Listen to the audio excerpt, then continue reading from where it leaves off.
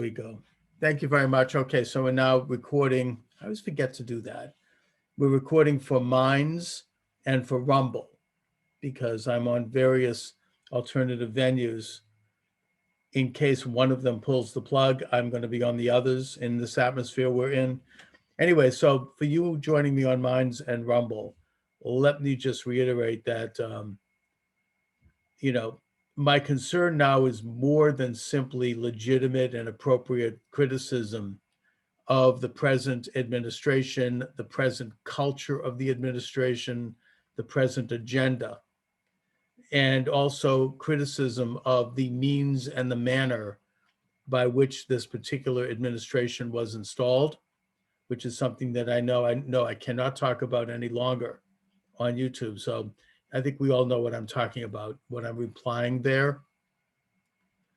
But of course, even the fact that I've said that gets into a more fundamental concern, which is that we no longer have it in the de facto sense, free speech in this country, or at least as free a speech, or as free an ability to communicate, whether it be by speech, press, or otherwise, that we had previously. And that the opposition, it's not so much that we're in the loyal opposition, which I consider myself to be, but it's that we won't even be able to express the nature of that opposition because we're being expunged. And people that I know have been and are expunged now from YouTube and from certainly from Twitter and from other venues, simply because of what they believe.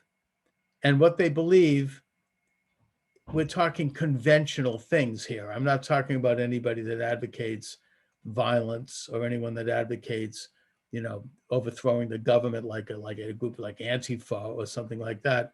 I'm talking about people who embrace conservative, libertarian, various values and ideas, and that they are being expunged, they are being silenced, and that I recounted, and I'll just get into it briefly for the sake of my Minds and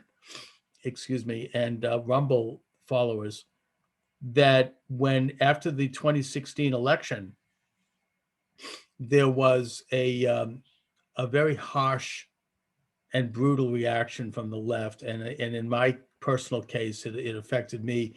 I, at the time, was working in an office of insurance salesmen, selling life and health insurance. And I was brought into that office by the manager, who asked me point blank, do you support Donald Trump? And I answered the question, yes, I do. Probably shouldn't have answered the question under that atmosphere, because in that same conversation, he told me that I should not come back to the office. And so I had to pack my desk up and leave. He said I could work from home, so I wouldn't be exposed, no one would be exposed to me. And of course, I tried that, it didn't really work out. And there were a couple of other experiences that I had at that time, which were worse, because I was an open and proud and unabashed supporter of the administration at that time, that being the Trump administration. So this kind of purge, this kind of, like fascistic fear, this sort of, what I call a creeping Nazism, is something that was quite real in my life. I don't need to get into more details because I think that a lot of the people watching and listening to this program know what I'm talking about.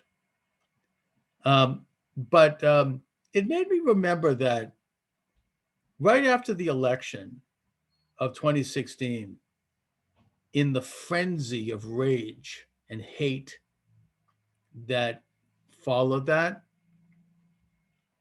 Massachusetts Attorney General Maura Healey set up a hotline, an 800 number, to blow a whistle on a Trump supporter, basically. And at the time, we still had in this country enough scruples from the mainstream media and from the left there was still a few shreds of conscience there that this was overall criticized and condemned and seen as a mistake, and that she pulled it down pretty quickly. I think it was up there for a few days. There was a lot of outcry from the public, including Trump haters. It wasn't that bad yet.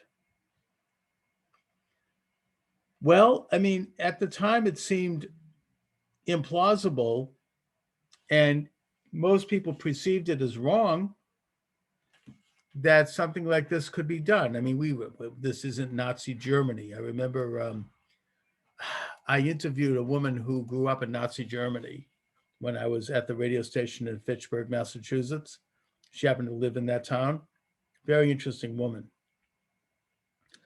She grew up in Obersalzberg, which was Hitler's summer residence, and she remembers Hitler, seeing him. I mean, she remembers one time being with a group of young girls, out on a hike, and his car drove by, and he got out, and they presented him with a bouquet of flowers. She also remembers waiting in line with a friend, a young friend, and this friend, they were like goofing around as kids. I mean, we're talking like 6-year-olds, 8-year-olds. And the friend made some kind of a funny comment about, I think it was Hermann Goering or Goebbels, or some Nazi, thug, some Nazi high official. And the comment was overheard by someone on the line, and somebody dropped a dime on them because of this. And we're talking about like a 6-year-old kid.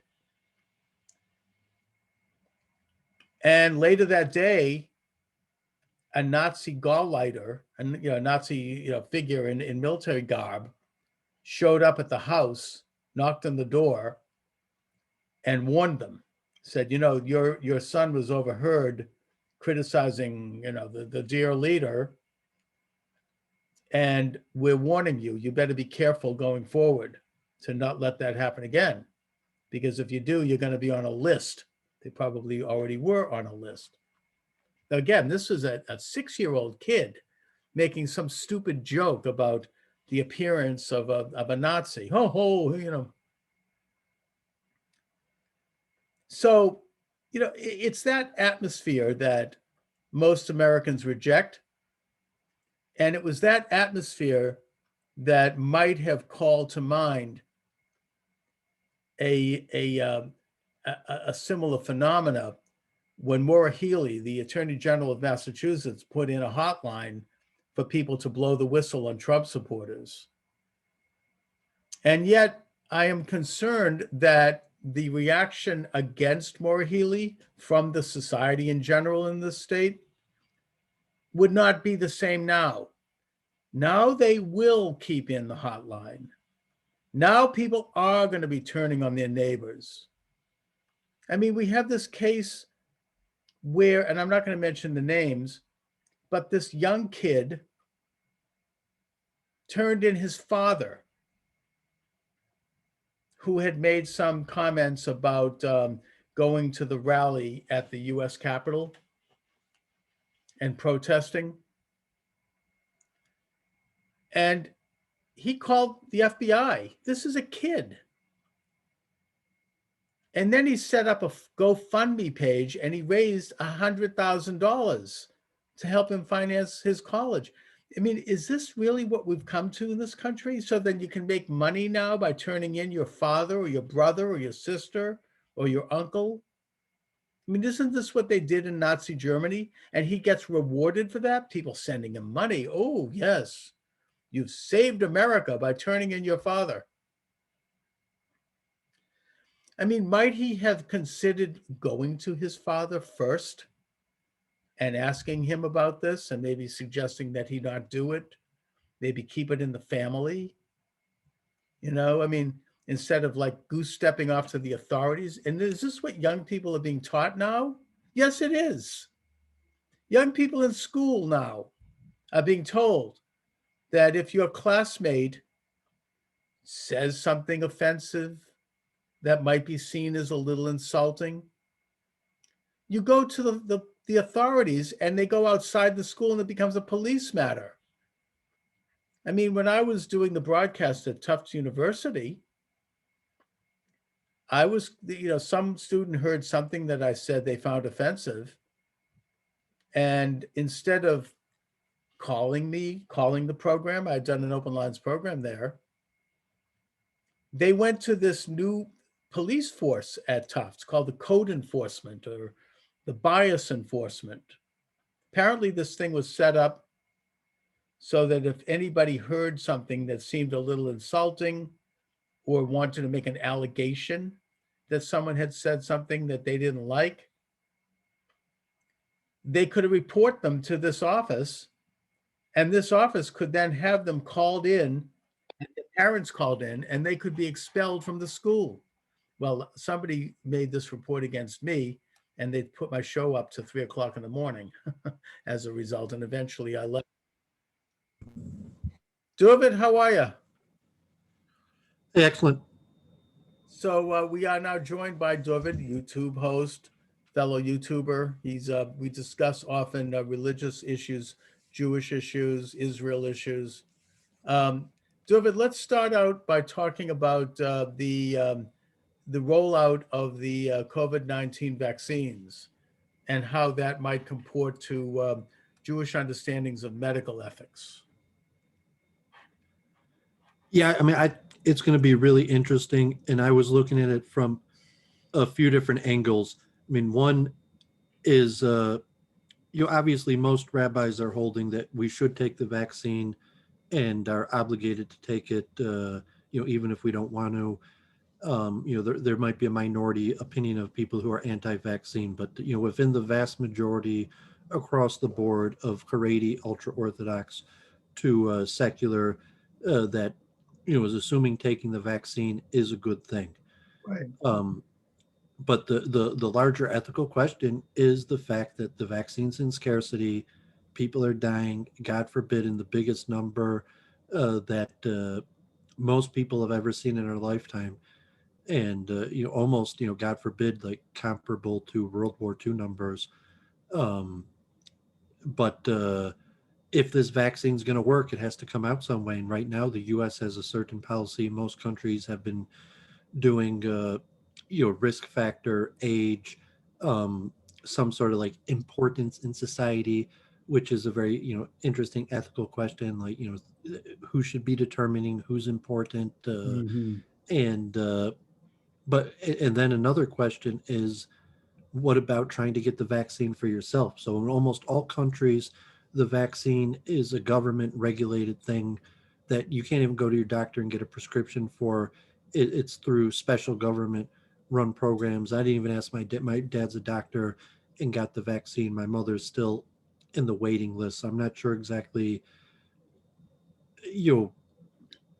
Well, maybe it has to do with also supply, but my understanding, and I was talking about this with a friend who's pretty liberal, and she was saying that like in California, there are so many regulations around the rollout of the vaccine, and these regulations can get so arbitrary in terms of who gets it, when they get it, how they get it, that they're really having trouble getting it out. And that if they did it the old-fashioned way, like I remember when I was a kid, and I'm a lot older than you, there was a rollout of a polio vaccine, and it was, in this case, a polio drink. It wasn't even an injection. And it just, the city I grew up in, they had a health building. They opened the door, they rolled it out, and everybody in the whole town could line up and get it. They didn't discriminate on any cause. It doesn't matter how old you were, it didn't matter anything. Everybody got it. It was a first come, first serve. And was there a form and checkbox? I mean, well, I mean, I think it was just you lined up at the door, you went in, you got in. I remember there was a line too, and I remember waiting in the line. And you signed, you had your name checked off on. It was like voting. Of course, that's another question. But you checked off your name, and then you got the drink. And I think that the idea was just to get the thing out, get as many people having it as possible, and they didn't worry about age or anything else. And I think that it was just generally made available. Now, I think that in this case, that would be a good policy, except maybe one of the things that might hinder it is that there just isn't enough supplies. So they're trying to prioritize people. Well, there's a lot of issues. First of all, the question: should there be a centralized authority that makes these decisions and oversees this all? Um, then added on to that, um, you say yes, there should be. Then how should they do it in terms of like who gets it first, how they hand it out, the companies, can they make money off of it, or regulation, and then there's as a private person in terms of following the rules, in terms of waiting in line, to say what's the ethics of a person to just say I want the vaccine now. I know that I checked and they said I'm not going to be up till the end of the summer, God forbid, and it's illegal for me to go in my own process and try to get it, or even to pay on the side. There was a clinic in Brooklyn, Orthodox Jews who were distributing the vaccine. It's unclear how they got it, or if they knew or they didn't know. And I actually know some of the people involved, and some of the big rabbis were getting shots. And then that court case is unclear. I think the DA recused herself. But you could even argue from a Jewish ethical point that this is saving lives. And if you could get a hold of the vaccine now, you should, and you should vaccinate as many people as possible, even through illegal means. And I'm Yeah. saying, God forbid, I'm not encouraging anyone to break the law. I'm just saying No, that but I mean, from an analytical point, you're saying like, what's more saving lives than getting the vaccine to people? Thousands of people are dying every day. If you get the person vaccinated now, it will significantly, God forbid, if you compared it to, like the Holocaust, where it's like, you're just saying, just wait a few more months. And you're saying like, I can't wait a few more months. Is literally saving lives. If you could get the vaccine to somebody now, how could you not break the law to do it? well, it gets into a very basic Jewish conception, which is pakuach nefesh, to save a life. And if what you're doing can save a life, what you are able to break any laws, because the biggest and most fundamental law of the universe is the human life.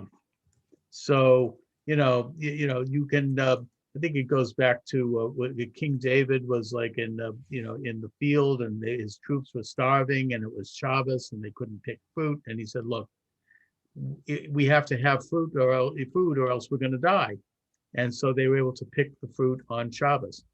And the same principle applies generally in the Talmud in terms of putting the priority of saving a human life as the very first issue, and that any other rules, regulations, laws, commandments, all of those things come second. Now, I understand that there's also some reluctance and resistance in the ultra-Orthodox community because there are some questions, and I'm not saying any of this is true. I have no idea, but there are some questions about the content of the vaccine, that there might be something about it that could be described as not kosher. Do you know anything about that? I mean, God forbid, it's possible that they grow it in pig tissues, or even fetuses, or aborted fetuses, or something like. God forbid. I didn't look into it, but generally, um, if you were looking why I was saying God forbid, how easily it possibly could have been a man-made bioweapon.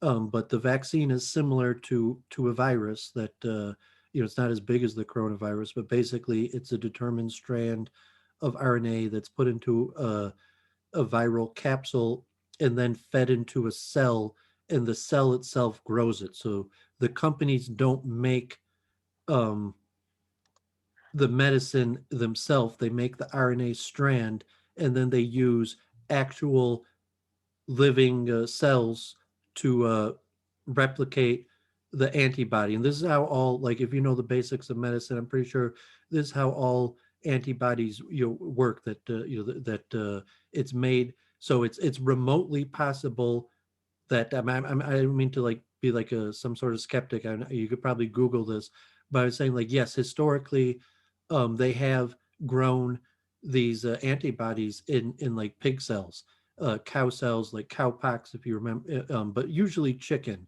And Mm, usually they actually use like chicken eggs, I think, like historically, right. that's the most likely. But even if that's possible to be a kosher concern, I think that's unlikely because even if it was from a pig, in that still would be kosher because it's saving people's life, and that overrides. Um, but yeah, that would make Jews skeptical. He's saying if literally the antibody or the vaccine is made using like pig cells, like certainly that would make Jews skeptical, and it could be that anti-vaccine people might spread rumors that that's the case, but I doubt it. Um, and I'm not sure. It could be that the information is readily available, how they grow it, but they do have to grow it somewhere, and I think they have to use some sort of living organism to generate it. I mean, it's done in India, even, Mhm. right? The fire at the facilities, and I could see being pretty suspicious of that. Right. Okay. So I think that that's an issue. I also think we should note that the use of blood work from people who had the virus is a therapy that is long proven to be effective in terms of treating the virus. This is how President Trump was treated. This is how a lot of people, get that. This is something that's a very desirable way to go. It's a very traditional way. And in that regard, you have a lot of ultra Orthodox Jews who have had the virus going to have blood extracted and really going to clinics and running to clinics to get this done as a way to save lives, because that is one of the most basic and fundamental Jewish missions in the world, to save lives, all life, not Jewish life, everyone. And so I think that that is a very positive movement that's going on mostly in New York right now, and I certainly commend them for doing that. Yeah, anyone who's lived in an Orthodox community or maybe even Reform uh, Reconstructionists, like blood drives are extremely common. I think even like progressive and Reconstructionist schools, I remember, have blood drives because I know the Right. person in charge of the blood drives here in Metro Detroit. And when I was in Borough Park, there were constantly blood drives, and people did it like it was a mitzvah, and there would be these signs, like with statements by the Chafetz Chaim and signed by all the rabbis, and it was largely considered if you could do it, you should do it. Um, I think I tried doing it once. My first time, I fainted, and they say you're not supposed to do it for like 10 whole years if you faint Yeah. giving blood. Not my particular cup of tea. I mean, I'm not going to deny, But yeah, it's a but big I mitzvah. It's appreciate it. And unquestioned, I and if remember anyone knows. when I was in high school, and they said, "Oh, the vice principal was looked at me. He goes, 'Are you going to come up to give blood, Mr. Moskowitz?'" And I'm like, "Listen, I'll write a check. I don't like to give blood." Um, Well, so make a point that not just giving blood, but like organ, kidney donations. sure, Jews, and specifically Orthodox Jews, are hugely overrepresented in doing this type thing, and it's related to our belief system. But from a general perspective, God forbid, that's only necessary like when someone is infected and in a bad situation, and yes, it could save their life. But that's not going to solve coronavirus because that's only useful when a person is, like, God forbid, so sick that they might die, as opposed to the vaccine, which according to all the experts, I mean, we could discuss the minority view that disagrees, that like 70% of the world has to get these shots. And looks like we're pumping out like 1 million shots a day right now in America. And it's moving forward. There's a lot of snags. You look at the numbers, people are dying. And that's why, opposed to the question, could you make an argument that from Jewish law, and like, obviously you could, and I'm not recommending it to anybody. I just wanted to talk about the importance of ethics of the situation and what's going on, and how much of a problem it is that the government is incompetent, that you are required to go around the government and try to get this vaccine because it's saving lives, and you can't risk the government's incompetence on this matter. But then you have the pushback on the other point is like, no, it has to be administered in a fair, equal way. And, that's like the worst crime you could commit. That's like, quintessential, like, Jew who, I want to be at the front of the line because I'm more important. And it's like, no, absolutely not. Um, but in reality, what point do you say the government is just incompetent? You say like, yeah, fair and equitable makes sense, but they're just incompetent. They're not getting it done. How long does it pay to virtue signal and wait and pretend like Right, and there are some people, it's been reported, that are people of means who are trying to cut corners to get the vaccine and get in front of the line. I think we should also note that the state of Israel has a long tradition of being right out front and right out in the middle of things whenever there is like an emergency in the world, whether it be a natural disaster or whether it be a disease. The Israeli doctors, Israeli teams of experts are the first people to show up, and they are very good and very effective at trying to deal with that. So it's part of the overall ethos, if you will, of the state of Israel. And I just think that that's something we should mention. well, I mean, Jews in general. That's why I said that even Reform, Reconstructionist, progressive, LGBT synagogues Sure. have blood drives. That's a universal Jewish type charity thing that all Jews basically that have a synagogue are likely to get together and say like, yeah, we should do this. It's a good deed, because it's coincides with Jewish values. But here you have a Indeed. dilemma where there's a downside, saying that there's this is literally like the cases in the Talmud, the cases of like the trolley problem, where I mean, God forbid it's like Obama care and the death panels, and at this point we are here because you have a vaccine and there's not enough for everybody, and it has to be rolled out that you have basically government death panels that are deciding whose lives are more important than others, and it's too late. It's already working that way. Right. So saying is it That's too late? something I don't know if I'm not Should sure I this would, discussion should have happened? Did it happen and we miss it, or it's just like I at would this not point? describe it as a death panel. I mean, I think that they're looking at the people that are most vulnerable to dying from the disease. It's like a triage in a military struggle. If you have like It's the exact same thing that people were concerned about in Obamacare, that you no, would it's have a not the government same thing. panel No, rationing care, that there would not be no, enough it's care not for the same thing. everybody or not enough money to No, pay for care for I everybody. reject So that. there would be a government panel that would decide who gets care No, and I who doesn't reject get care. And that's exactly what's happening now. I There's a reject government panel that's deciding who gets the vaccine and who doesn't No, I get the don't vaccine. think it's comparable. I think that in the case of Obamacare, you have bureaucrats deciding who gets medical care and who doesn't, based upon whether or not they think you have a life worth living. Very That's Nazi. exactly what's happening now. No, it's not what's happening And it's because probably even worse than that. no, it's not worse because the fact is we know from the CDC statistics that younger people very rarely even get sick from this disease, let alone die. The people that are the most vulnerable are people over 80 in terms of the statistically that they're going to die. So they should get it first because their lives are more directly at risk. Whereas a younger or somebody who has a pre-existing medical condition like diabetes or high blood pressure or heart disease or cancer, they are more likely to die from the disease. So they get it first. It's like it's like a triage in a battlefield. When you get incoming wounded, you take a look at which one is most likely to survive and treat them. And if someone is too far gone, then they might not get treated as quickly because it's an emergency and it's a matter of saving life. And if someone, the likelihood of a teenager or a 20-year-old dying from this disease is infinitesimal. So therefore, it's much more of an elective as opposed to an urgency.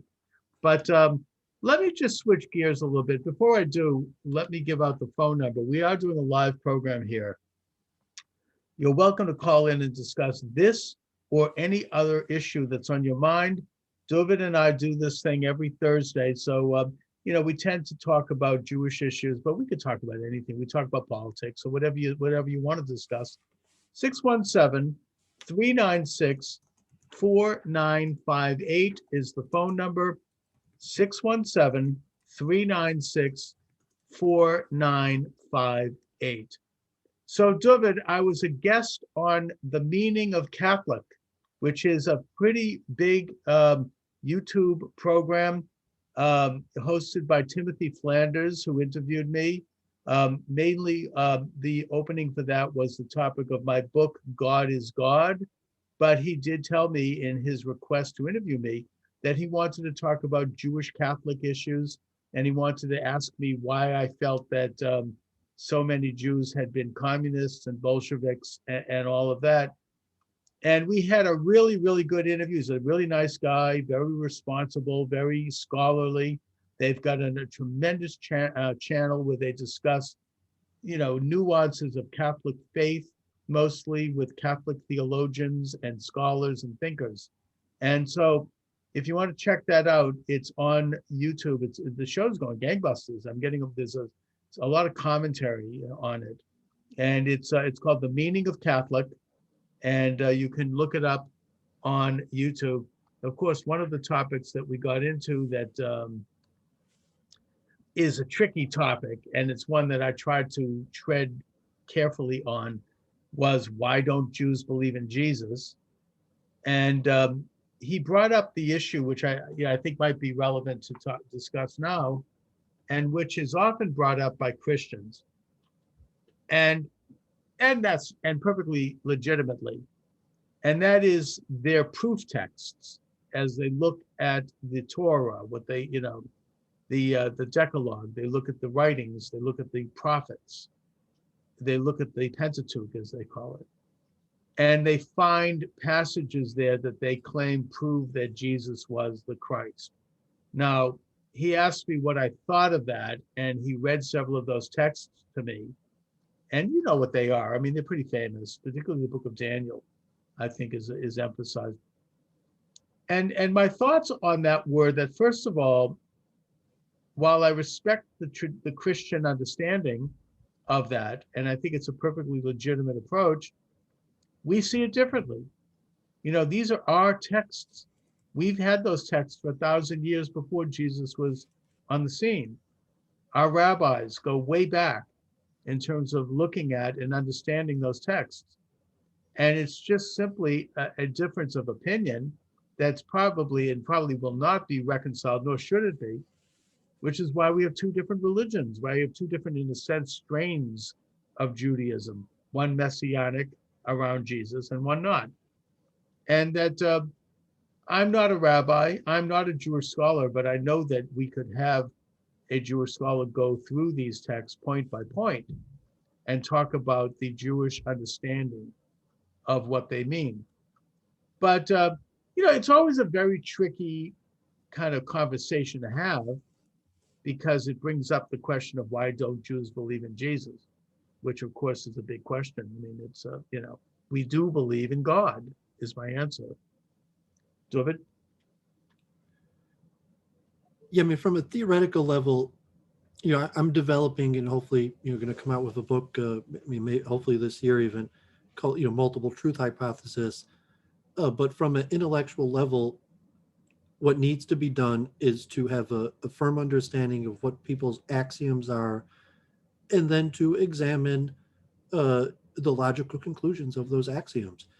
And, so a Judeo-Christian dialogue, you could confirm quite a few axioms. So if you had a Jew and a Christian, and we agree, so to say, that we accept the prophecy of this prophet or that prophet, basically literally, Mm-hmm. or even with Muslims or the various things, that there's a lot of principles where you could say we agree with the axioms, and then there's a lot of principles where there's a fundamental difference, and we could never believe.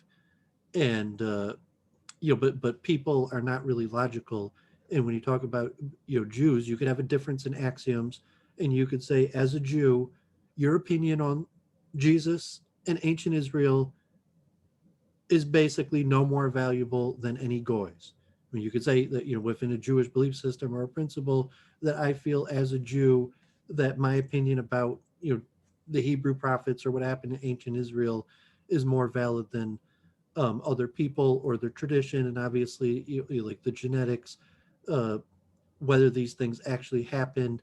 So you have to really have multiple truth hypothesis to look at the axioms and what happens when you have slightly different axioms, like Orthodox Jews who reject evolution, who believe in evolution, and the different axioms that are put into our Judaism that cause vastly different conclusions, sectarianism, and even just the way you phrased it at the beginning, where it's like, well, why is it a touchy issue? Why can't you just say, well, by definition, Jews reject Jesus? Because multiple reasons that are overwhelmingly common beliefs held by Jews and said in the prophets and the sages.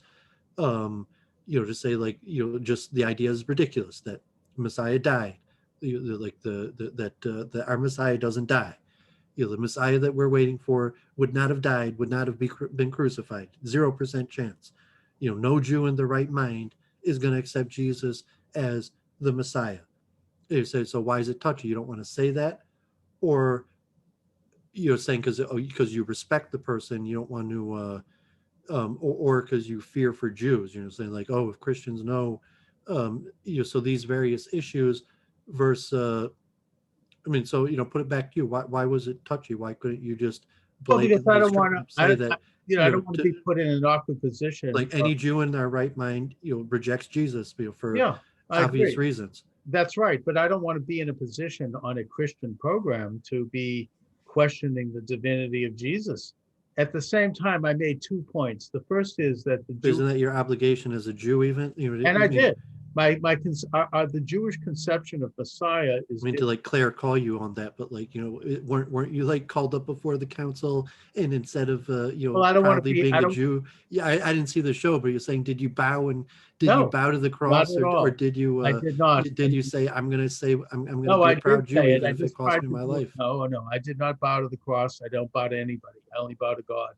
And I did speak plainly, but I did it in a way that tried to be sensitive. The point I made 2 points.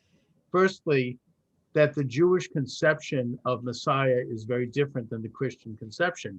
We believe that the Messiah is going to be assumedly a man, maybe a woman, but it's going to be a political and military leader who will come at a time when the Jewish people had reached a level of spirituality, a level of knowing God, that they were prepared to accept that Messiah, and that the Messiah would be the leader of the Jewish state and the Jewish people, and would launch an era, like a 1,000-year era of peace in the world, where all people would know God. Now that's, I know, kind of a simplistic look at it, but it's a different understanding than the straight like Trump. Like, Jews believe our Messiah is going to win. No Jew in our right mind thinks our Messiah was going to be crucified. All Jews think Messiah was supposed to win. So you tell us, like, our Messiah got crucified. That's almost. Well, that whole conception. The Christian conception is that the Messiah is like a man God, is a son of God, or even is God. I think the book of John says that Jesus was God, and that the whole hagiography around that, with the crucifixion and the resurrection and the dying for the sins, the sacrificial lamb, that these are brilliant, but they're Christian conceptions. It's not the Jewish conception or the Jewish understanding of the Messiah and the Messiah's role in the world. So I just simply put it that we have a different conception. Now, the second point I made is that, and this is something where very few people agree with me, either Jew or Christian, is that it seems to me, as kind of a regular schlub, as a secular guy, as a layman, that there are two dual covenants. That the covenant between God and Israel is forever, as Jesus himself said, according to the book of Matthew. But at the same time, the advent of Jesus's ministry does apparently, and I think it seems obvious to me, it does represent a new covenant. I know both of these ideas are paradoxical and even could be seen as contradictory, But it seems to me that Jesus's ministry is a new covenant. And for that reason, Jesus could be possibly considered as a Messiah for non-Jews, in that Jesus's ministry, however it happened, resulted in the direct introduction and transmutation of the laws and the moral and ethical precepts of the Torah to most of the world. And they did that in a way that conventional Judaism did not. So for that reason, I do accept the idea that the Christian covenant is grafted in and that it is a covenant for the Gentile nations, but that it is nevertheless a covenant between God and the people of the world, in the same way that the Mosaic covenant is a direct covenant between the Jewish people and God. So, that's something that I base that just on simple observation.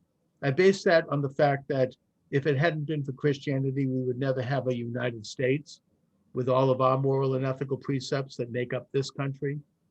And so to me, it seems obvious. It seems manifest that it's a covenant, and it's an important and valid covenant, and it puts aside the actual nature of Jesus and his divinity. That's something for Christians to talk about. That's not my business.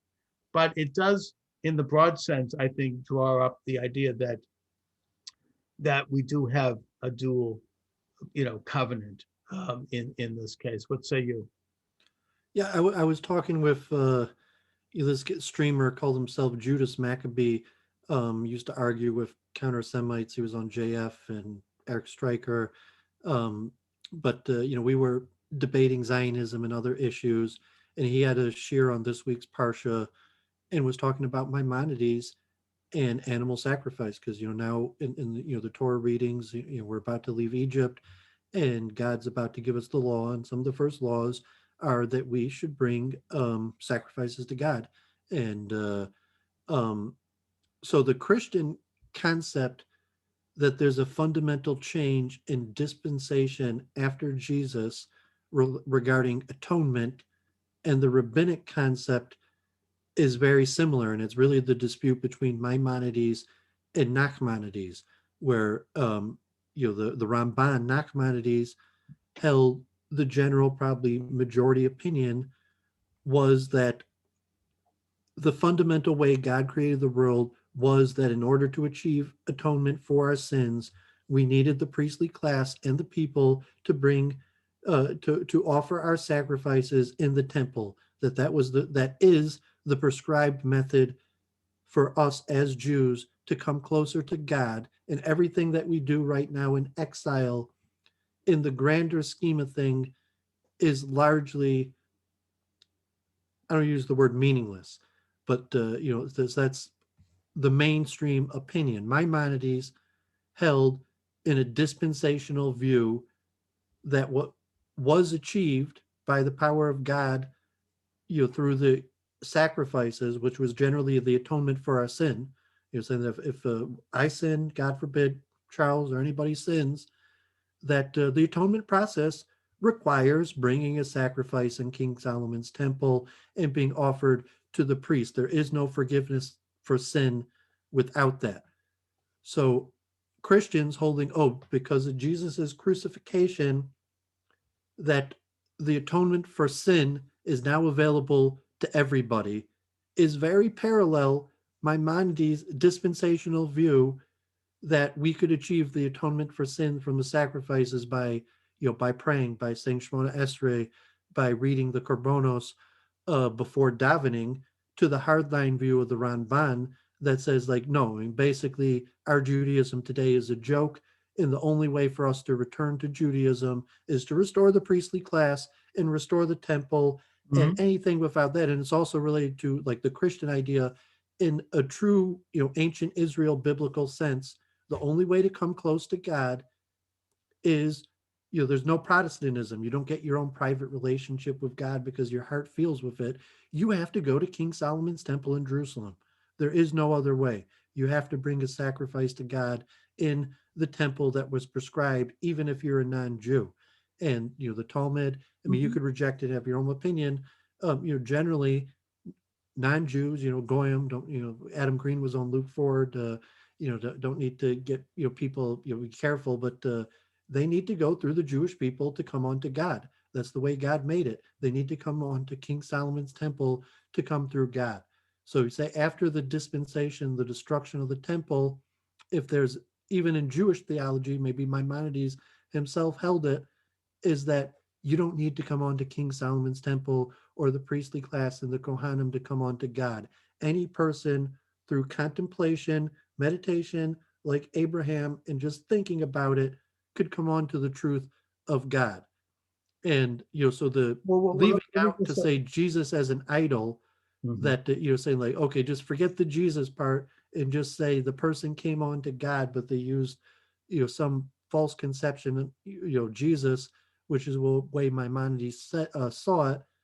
But that's the way that my Maimonidean school understood the dispensational change. And even if you're in Israel right now, the hardcore right wingers say there was no dispensational change. Like, we must rebuild the temple. There is no other way.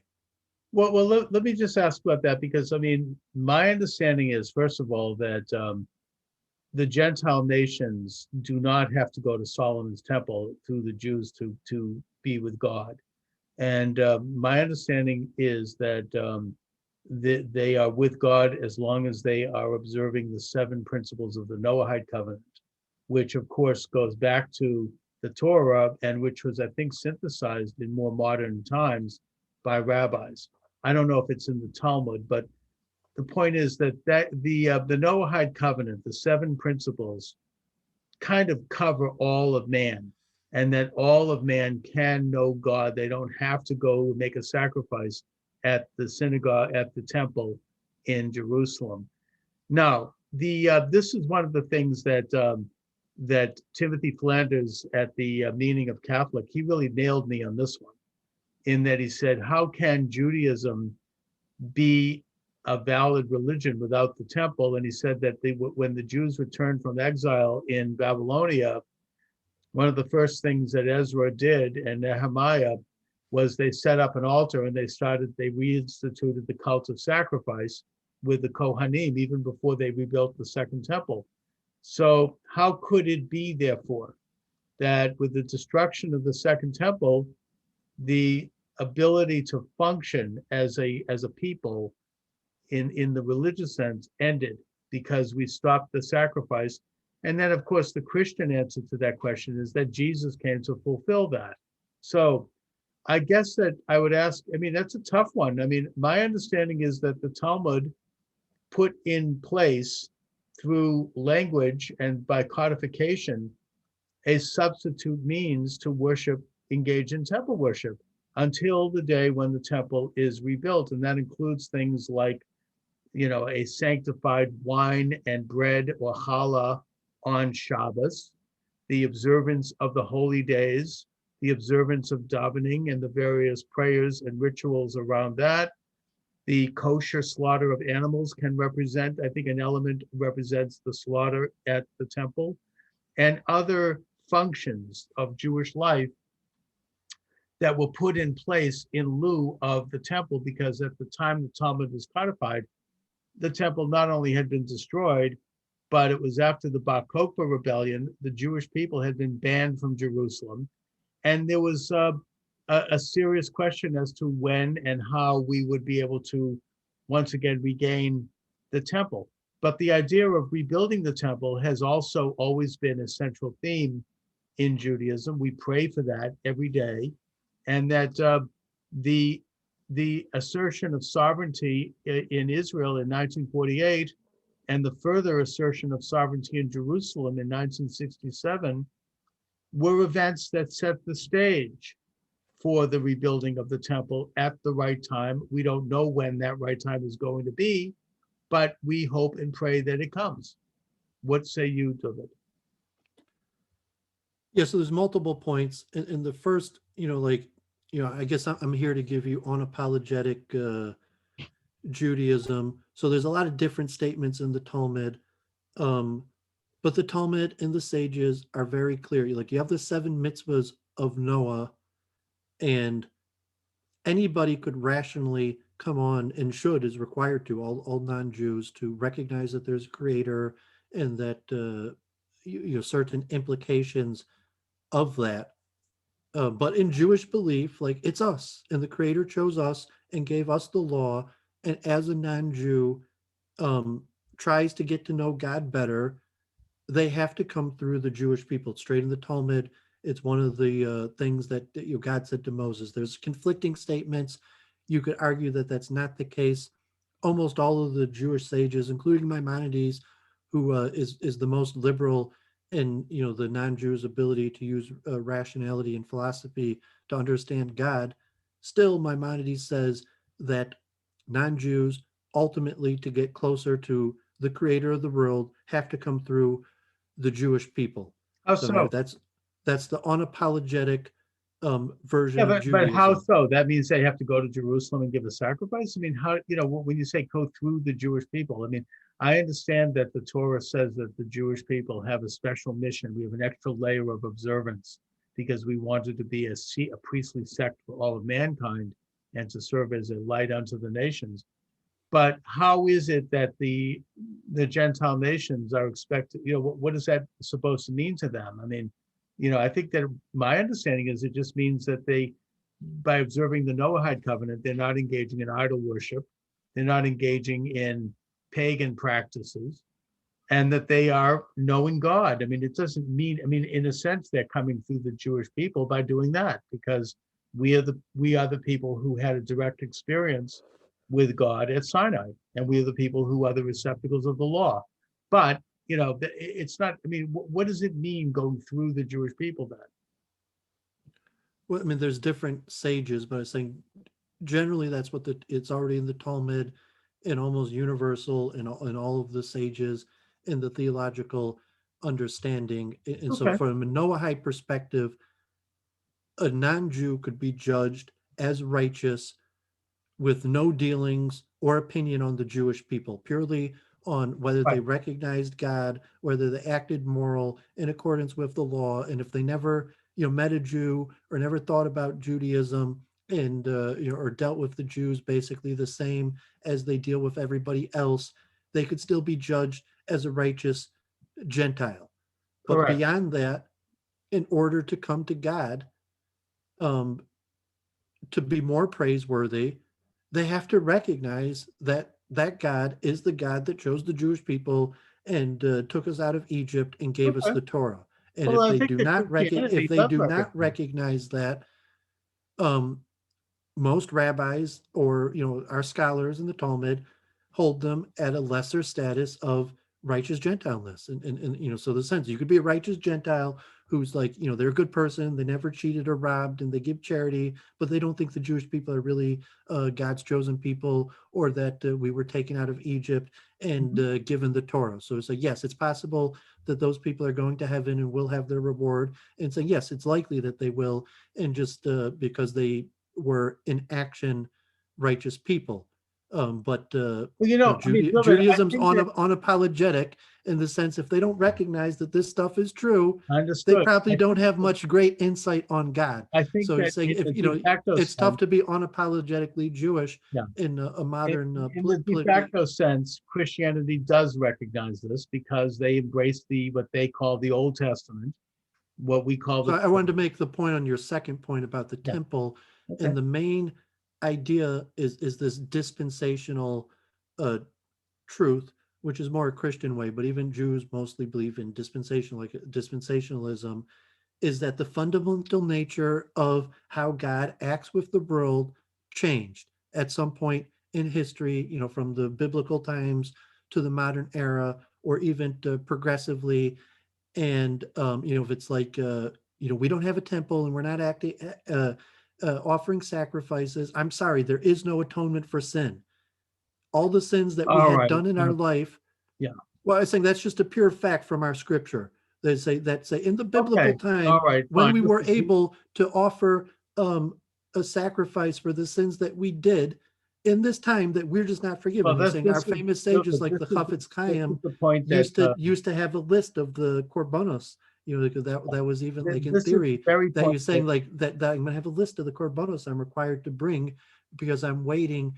So I was saying this idea of a dispensational truth that what karmatically caused cause and effect at a Yeah, certain this time is the very changed point to something else. So that, Christianity making that claim that, like, it's Jesus and this, and it's a yeah, dispensationally but you're different in effort complete to most agreement Jewish schools, and basically all Jews believe with in some form the of meaning of the dispensationalism. program I just did at the meaning of Catholic, because this is exactly what Timothy Flanders at the meaning of Catholic said to me.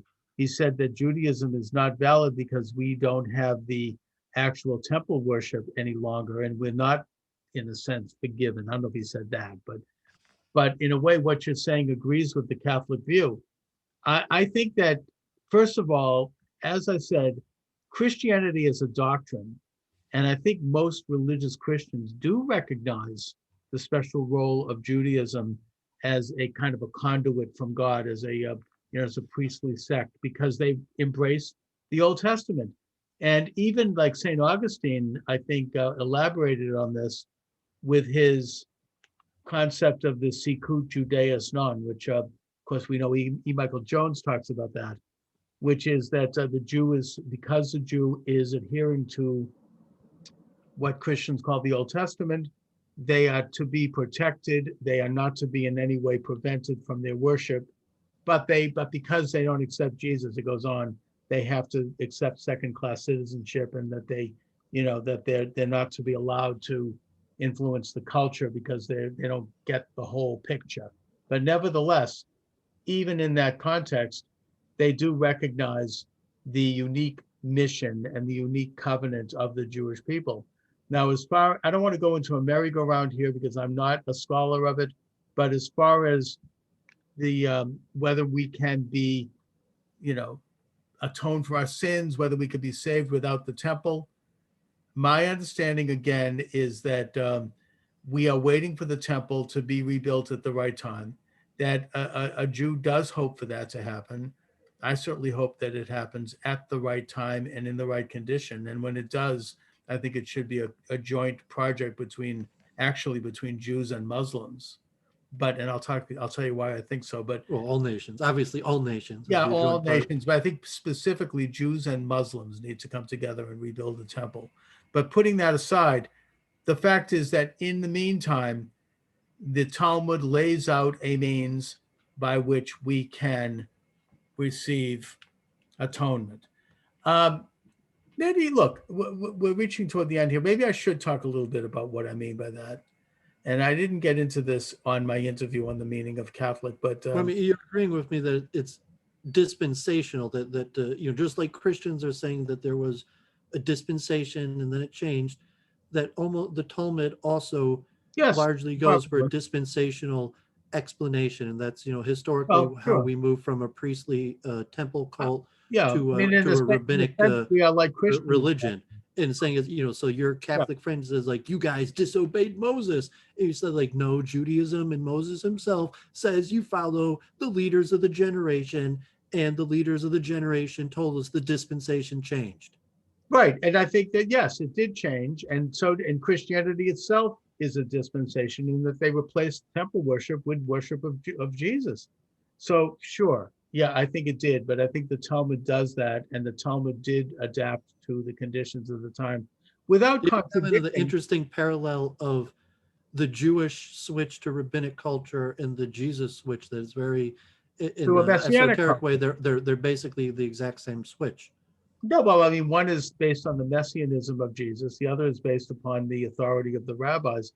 When But they're yes, both based on the idea that you don't need to go to the temple to that's get right. God anymore, that God I is agree. available to Although everybody that's without the right. temple, That's whether you learn about it through Jesus yes. or the rabbis, that's the message that they're both saying. The dispensation Yes, it is is. different now, that you don't need to go It to the is what temple they're anymore both to saying. find God. Well, wait a minute. It is what they're both saying, and it did evolve over centuries. However, it doesn't contradict the idea that ultimately we do pray for the return of the temple.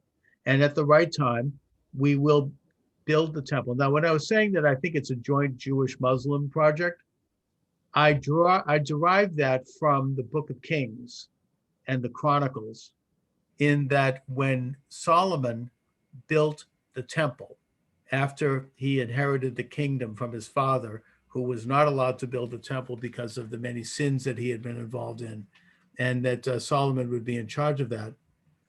he relied upon a partnership with the Phoenician, or the Sidonian, he's called in the Book of Kings, the Sidonian king Hiram of Tyre, and also with the half-Jewish builder of the first temple, that being Hiram Abiff, who came into Jerusalem and actually set up the architecture. He had builders come in, and it was a joint venture between the Sidonians and the Israelites. Yeah, the Freemasonic lore of the hidden Well, forget the chambers under the Freemasonics. temple. It's a whole different subject. Yeah, they worship Hiram Abiff. I get that. I'm not talking about They that. worship Hiram Abiff. There's Not to worship him, but they look at him as the founder of Freemasonry. I'm not talking. when you look at King Solomon as the founder of Freemasonry, Hiram Abiff Sure. was the Was his builder. the murder, God forbid, of Hiram Abiff is important lesson to learn to Masons that, like, yes, your brothers, the elite, will stab you in the back and they'll kill you after you work. And All build right, the I didn't temple for realize. them. I didn't realize. But it's saying no. I mean, it was King Solomon that did it, and Hiram Abiff is he's just the low wage worker that did the work building the temple, and his reward was being killed. I didn't know he was murdered. I didn't know that part of the story. All I know is that Hiram Abiff was the mastermind who received the contract and was loaned to Solomon by Hiram of Tyre. Yeah, but the half Jew, He was half Jewish, and that he was loaned to Solomon to help construct the temple. They brought the seed. I went into construction, honestly, like when I wanted to be a rabbi, yeshiva bacher, and just learn Torah forever. And, like I tried day trading, and after, I couldn't make, like quick money day trading and stocks.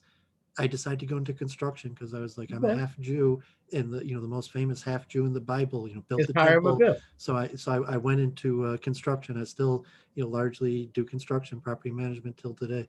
Okay, well, there you go. I mean, I didn't know the part that he'd been murdered. Maybe that might be Masonic. That's the Freemasonic lore. Okay. That's the main initiation. But that's right? not the Book of Kings. Well, I was saying the initiation, right, for Masonry is reenactment of the murder of Hiram Abiff. And it's a counter-Semitic, it's a pro-Semitic and counter-Semitic proto-Semitic natures. And King Solomon had the temple for the Jews and the caste, and the leaders of the nations met with King Solomon under the temple. But Hiram Abiff, just the lowly half Jew who did all the work, he got killed. And so the Freemasons. Yeah, but I don't know how. Look, so Freemasonry has an extreme level of, oath at death. You can't. The classic literature. So the initiation rite is this understanding that Hiram Abiff was murdered, even though he basically did everything right. And also, Freemasonry has a lot of hocus pocus and twisting of biblical stories, and some of it which they completely make up out of whole. It's possible that the Hiram Abiff legends are only about 500 years old, and I'm actually, however, it's Scottish, and they rebuilt, tried to rebuild King Solomon's temple. In the Royal Society of London and Newton. Sure, that's a whole. So it's very possible that these Hiram Abiff legends came around those times. That's interesting. We should do a show on Masonry. That's not what I'm bringing this up to make. I'm talking about Bible. The point I'm trying to make here is that the partnership between Solomon and King the righteous Gentiles. The Freemasons important because he's saying the righteous Gentiles did meet and discuss ethics and offer sacrifices at King Solomon's temple. Right. It was part of the purpose of the temple for non-Jews. Not necessarily the purpose of it, but what I'm trying to say here, if you'll let me get into the word edgewise, is that the temple in Jerusalem was built as a partnership project between King Solomon and the king of Tyre, which is the Sidonian king.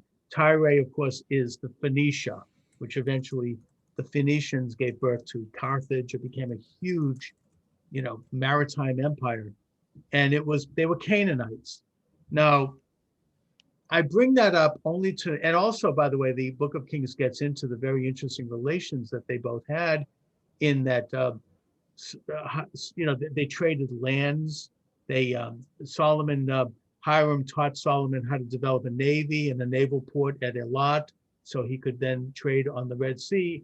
There was an extraordinary relationship between these two kings.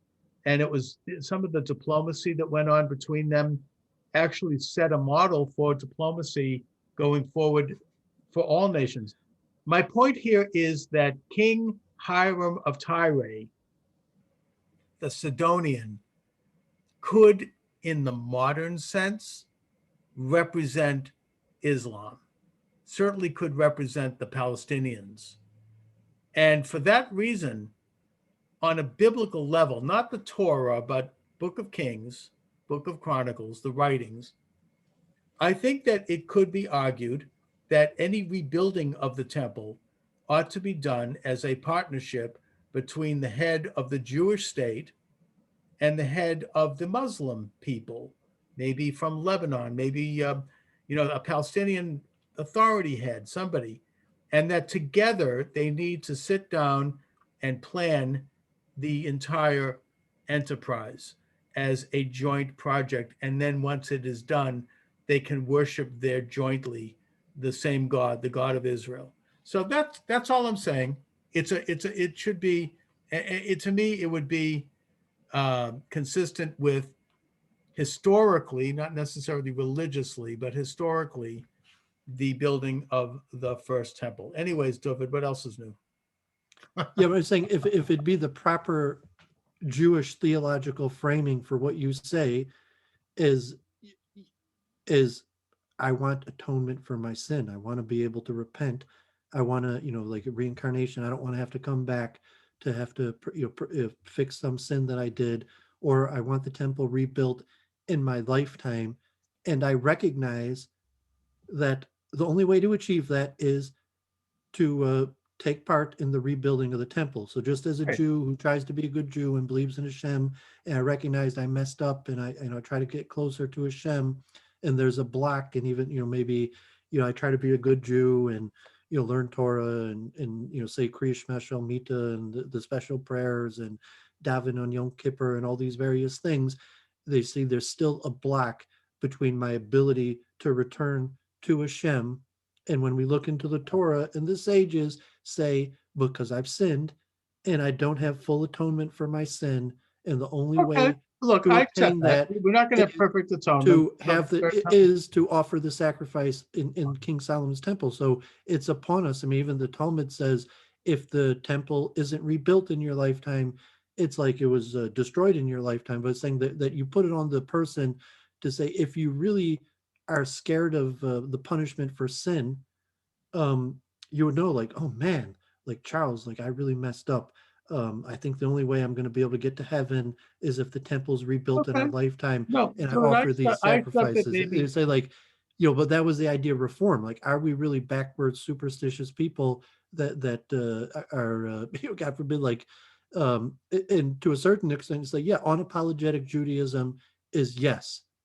That we have to say No, that, look, I but we accept could take a that dispensational we're not approach. I going to could get be a perfect rationalist atonement and unless talk dispensationalism. In the meantime, we get imperfect atonement through the Talmud and through observance of the Jewish scriptures and through things like Yom Kippur and all of the holy days. It's not going to be absolute perfect atonement. I accept the idea that probably can only happen or would only happen with the rebuilding of the temple and the return of the sacrifice.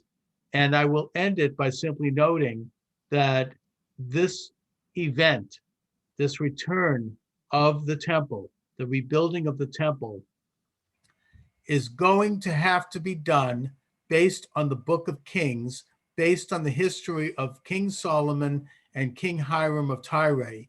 It's going to have to be done as a joint venture between the Israeli Jews and the Palestinian Arabs. They're going to have to come together. They're going to have to maybe set up some sort of a Sanhedrin, which might be divided evenly between Jews and Arabs, to plan it. They're going to have to set the stage for it. They're going to have to agree to it. And then they're going to have to build it as a joint venture. And if they can do that, as Solomon did with Hiram, then we will be ushering in, possibly, God willing, not only the return of temple worship, temple sacrifice, and a complete fulfillment of total atonement, but we will be ushering in the Messianic age. So, Dooovid, on that note, I'm going to thank you for joining me. I say, just quote the Rebbe on that.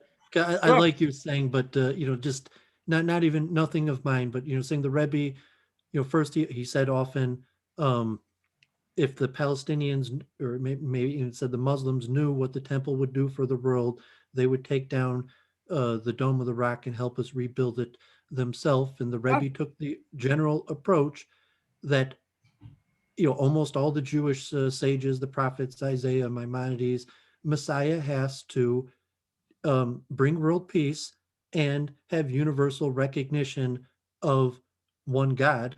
And that's why the Rebbe sent people all over the world into saying that, well, the Rebbe did more probably to rebuild the temple probably than anybody in the last I agree. 1,000 years without it, the Shabbatite speed, like not even close. No one did more towards Because they rebuilding do the it the way. temple than the Lubavitch uh, Rebbe, but he said like he didn't go to Jerusalem. He didn't try to negotiate a deal with the Palestinians. He said everybody knows, every Jewish school kid knows that first you have to bring universal recognition of God and world peace. Fine. No, that's an And as interesting we said, thought. that if the Palestinians understood what the temple would do for the world, they Yeah, would help. They would well, help us that's right. rebuild And it. I think And the as we're saying, question, like it'll be all nations when all nations recognize the one well, God, no, it would and emanate they'll from, help. They'll want us to rebuild the temple, just like King Tyre, that initiated King Solomon. He said, "Isn't there something you're supposed to be doing? Isn't yeah. there something your father told you?" And so that was the Lubavitch Rebbe's understanding.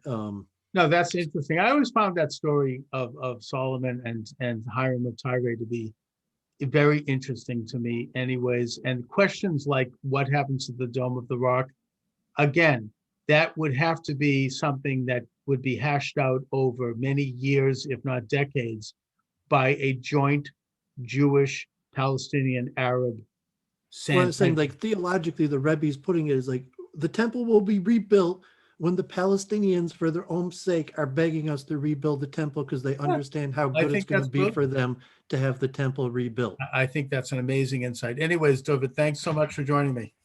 Yeah. As always, Okay. Have a great Shabbos blessings. thanks to you.